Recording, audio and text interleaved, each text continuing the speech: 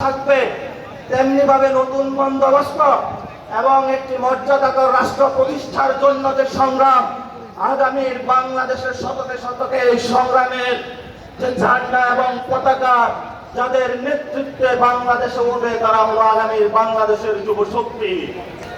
আর সেই যুব শক্তির প্রাণভোমরা আপনারা আজকে আমার সামনে বসে আছেন, এখানে উপস্থিত আছেন বিভিন্ন রাজনৈতিক দলের বিভিন্ন সংগ্রামী নেতৃবৃন্দ, উপস্থিত আছেন গণ অভ্যুত্থানের আমাদের মা এবং বোনেরা, যারা যদি মাঠে না আসতে গণ অভ্যুত্থান সফল হতো না।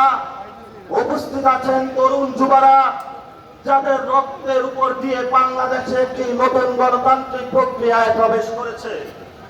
আমরা গত 3 মাস জাতীয় নাগরিক পার্টি প্রকাশের পর থেকে 64 জেলায় যোগাযোগ করেছিলাম, কিভাবে ঐতিহাসিক যে জরাজীর্ণ বাংলাদেশের যে যুব সংগঠনগুলো রয়েছে, ছাত্র সংগঠনগুলো রয়েছে, সেই ফেসিবাদী থেকে কায়দা থেকে বের হয়ে নতুন একটি পদ্ধতির মাধ্যমে, নতুন একটি সিস্টেমের মাধ্যমে, নতুন একটি বন্দোবস্তের মাধ্যমে কিভাবে বাংলাদেশের যে আপামর যুব গোষ্ঠী রয়েছে তাদের জন্য কাজ করা যায়, সেজন্য সেই প্রক্রিয়া শুরু করি।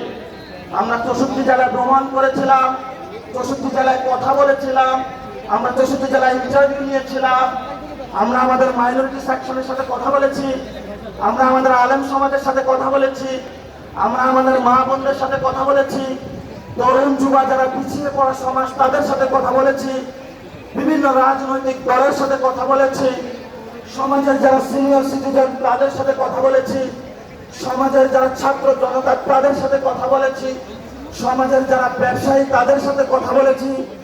সকলের ঐক্যবদ্ধ মিলনে আমরা আপনাদের সামনে আজকে এই প্রোগ্রামে উপস্থিত হয়েছি।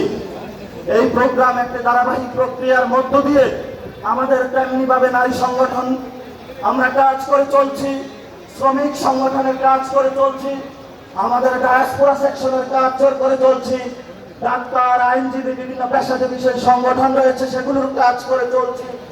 একটির পর একটি সেই গণ অভ্যুত্থানের অগ্নুৎপাত থেকে উৎপাদিত শক্তি হিসাবে আপনাদের সামনে ইনশাআল্লাহ দিনে দিনে বাংলাদেশে উদ্ভাসিত হবে।